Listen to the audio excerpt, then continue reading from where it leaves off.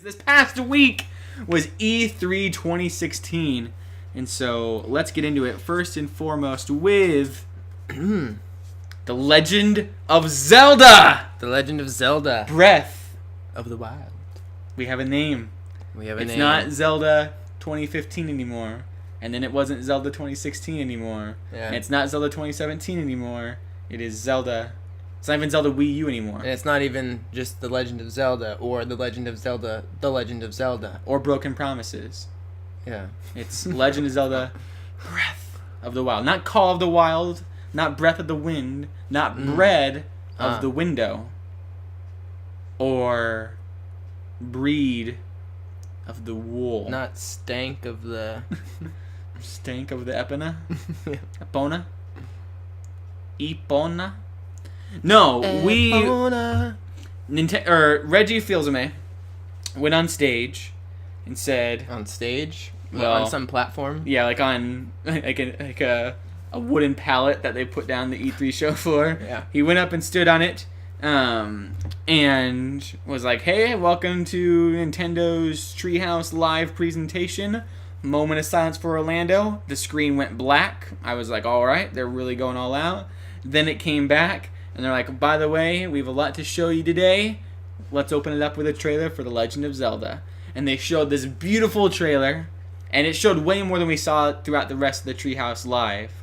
As far as, like, Treehouse Live focused on the Great Plateau, I think is what it's called. This trailer showcased armor. It showed all these weapons. It showed the Master Sword at the end. It showed...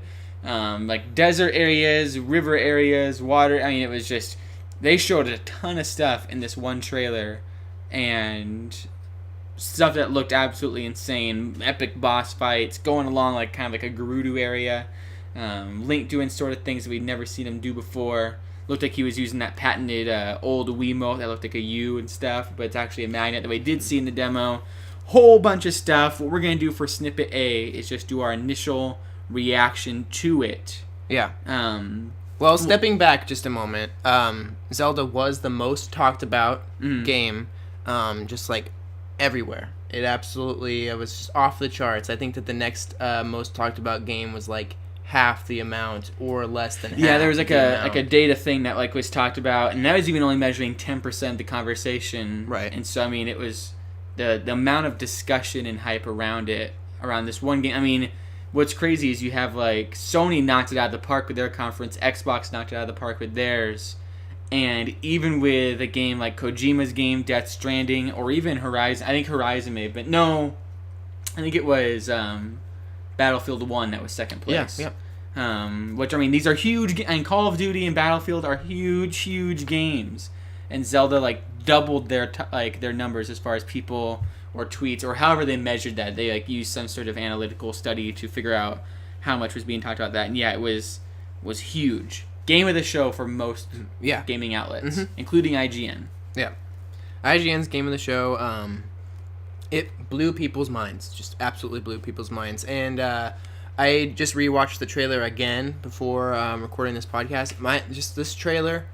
It's so beautiful. It was captivating. What I liked a lot about it is that it was just trying to capture this sense of wonder and intriguement without giving a lot of away of the environment. But it just showed the expansiveness. It showed the beauty. It showed some of the little like secrets that you want to go in there and jump in and get. But otherwise, it was basically just a beautiful score making you feel that sense of wonder and charm, and I just thought it was a very well done trailer. Well, even like the voice acting, like starting off right off the bat, like before you even see anything that tells you this is a new Zelda game, like you just hear Zelda, presumably Zelda talking to you. I think they may have confirmed that actually, that it is Zelda talking to you, saying "Open your eyes, Link, open your eyes," and it's just kind of like almost like breaking the fourth wall and saying like, "Open your eyes, look what we've done here." Like, have they ever explained with the whole Zelda thing, like how long does this woman live, and is she like Link where there's a Zelda every generation, or is it always Queen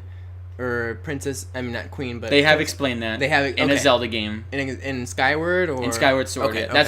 That's what everyone. I hate the controls of Skyward Sword, but everyone needs to play Skyward Sword. That story is Perfect. Okay, yeah. Well, I need to check that out because I just talking about that and how we're gonna get into like what timeline is this set in. It seems like Zelda remains consistent where she's always already present there and just like kind of always the ruler and stuff and all that. So yeah, I'll have to check that out because Skyward's the one that I still have yet to play because it was like still $60 when I finally got my Wii and I was like I couldn't afford it at that time and I didn't want to go the whole I want to get it legally and everything and hopefully one day the Anuma said that they may remaster it. Yeah, that would be perfect.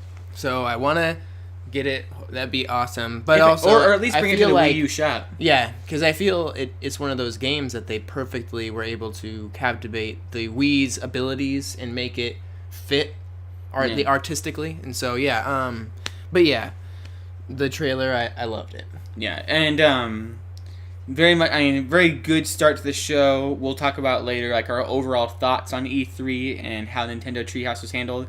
Very unfortunate that they kind of dropped the ball right after the trailer. I think it kind of diminished the Zelda experience for both of us overall, like the way they handled the presentation of Zelda. But that isn't. I mean, but the people that were there were like that didn't have that kind of soiled or taintiness from. Did you see the Stampede? Did you see the Stampede to Zelda when the booth opened? Oh yeah. That was absolutely nuts. Well, I saw people like posting Snapchat. I think iJustine posted a Snapchat of the line and how it was going like around like everything. Yeah. I'm surprised they kept it a secret because when you go inside there, you see Breath of the Wild all over the place. You see certain things. You see the cooking station. Like there's so much mechanics of the game in the Zelda booth, and the fact that they didn't have someone post a picture of the Zelda Breath of the Wild like painting or something. Yeah. And the fact that didn't leak or like nothing about the game. I mean, I guess we knew about the 100 mini dungeons, which we'll talk about, and we knew about like the fantasy versus tech stuff, which seems rock to be climbing. prevalent. Amazon posted that image. Yeah. Although even that we didn't know the full extent of what that's going to be, and you really can climb everything, which once again we'll talk about soon. But yeah, so our initial reactions, complete hype to that trailer, and didn't even see in the game. You and I were watching it together. Sorry we didn't live stream it. That was just we wouldn't have. I think that would have been a disservice to the Koppai fans and stuff if we would have live streamed it. I think E3 was best enjoyed by media outlets like IGN, the Nintendo Treehouse, people that had the tools and the resources to make it better. One day, though, Koppai will get there. One day. Hopefully next year we'll be at E3 is our goal. With Bill. With Bill Trin, and we'll go say hi to him. I tweeted at him like all week, and he just will not reply to me. Bill! I know you listen to this. He's busy. He's a busy man. Yeah, it's been E3 for him. He rocked E3, though. We'll also be with Kit and Krista, I believe, on a Nintendo Minute. We'll be guests. Oh, yeah. On some game that's Nintendo Minute is never a minute. Anything else in our initial reactions to the trailer? I showed my fiance, my wife, in a week. Yeah. Her comment was, I like the Rock Man, because there was a guy that... The guy that comes out of the ground. Kayla just said it's beautiful. Yeah. Because I think that's what they were trying to make you feel a lot in the trailer was that it's huge and beautiful and that there's like it's dynamic and probably the Wii U version too. I think is what they showed. Yeah, I think there will be an NX reveal trailer for it where they show.